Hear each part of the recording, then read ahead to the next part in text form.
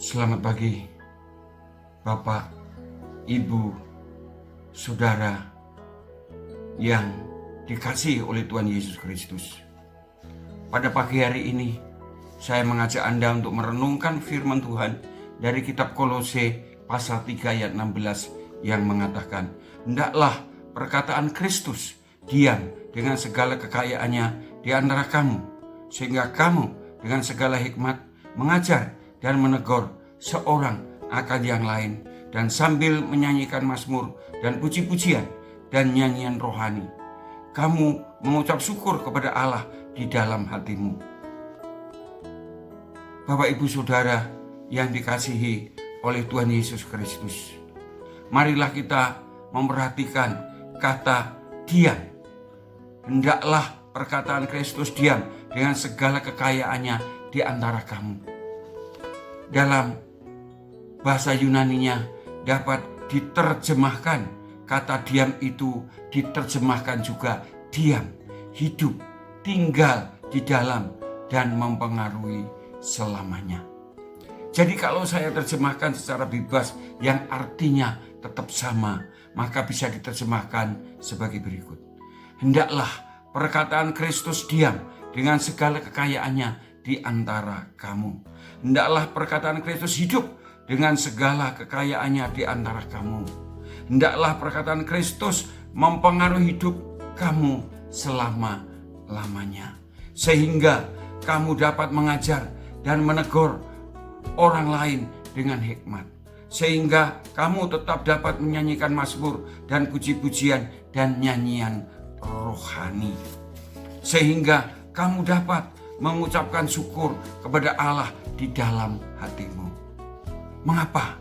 Jika perkataan Kristus atau firman Tuhan itu diam, hidup, dan mempengaruhi hidup kita untuk selama-lamanya, kita dapat mengajar dan menegur orang lain dengan hikmat.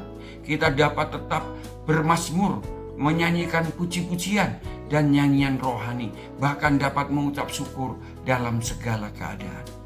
Karena pertama, perkataan Kristus atau firman Tuhan itu dapat memberi hikmat, seperti yang dikatakan di dalam kitab Mazmur pasal 19 ayat 8 mengatakan, "Taurat Tuhan itu sempurna, menyegarkan jiwa. Peraturan Tuhan itu teguh, memberikan hikmat kepada orang yang tidak berpengalaman." Jadi jika perkataan Kristus itu diam, hidup, dan mempengaruhi hidup kita untuk selama-lamanya, maka kita dapat dipakai Tuhan untuk mengajar, menegur orang lain dengan hikmat.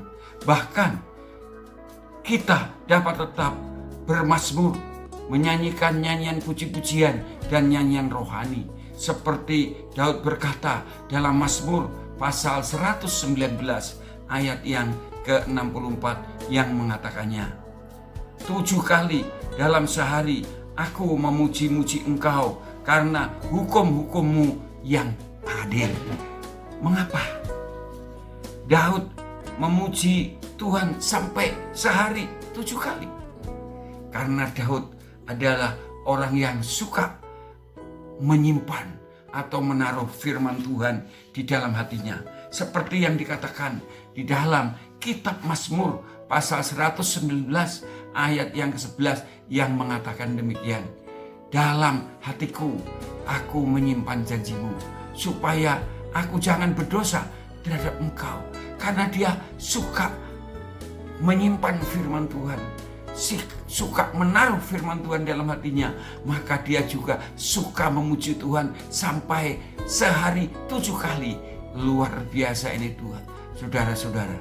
Bahkan kalau firman Tuhan tetap diam, hidup, dan mempengaruhi hidup kita untuk selama-lamanya, maka kita akan tetap bisa mengucap syukur dalam segala keadaan, seperti yang dikatakan oleh Paulus dalam kitab 1 Tesalonika pasal 5 ayat 18 yang mengatakan, "Mengucap syukurlah dalam segala hal, sebab itulah yang dikehendaki Allah di dalam Kristus Yesus bagi kamu." Bapak, Ibu, Saudara yang dikasihi Tuhan, marilah kita perhatikan sungguh-sungguh nasihat Rasul Paulus pada orang Kristen di Kolose yang juga berlaku untuk kita sekarang. Sehingga kita dapat dipakai Tuhan untuk mengajar dan menegur orang lain dengan hikmat. Sehingga kita tetap hidup yang senantiasa memuji dan memuliakan nama Tuhan Yesus. Sehingga kita akan tetap dapat mengucap syukur dalam segala keadaan. Selamat pagi Bapak Ibu Saudara yang dikasihi Tuhan. Selamat beraktivitas. Tuhan menyertai dan memberkati kita sekalian. Amin.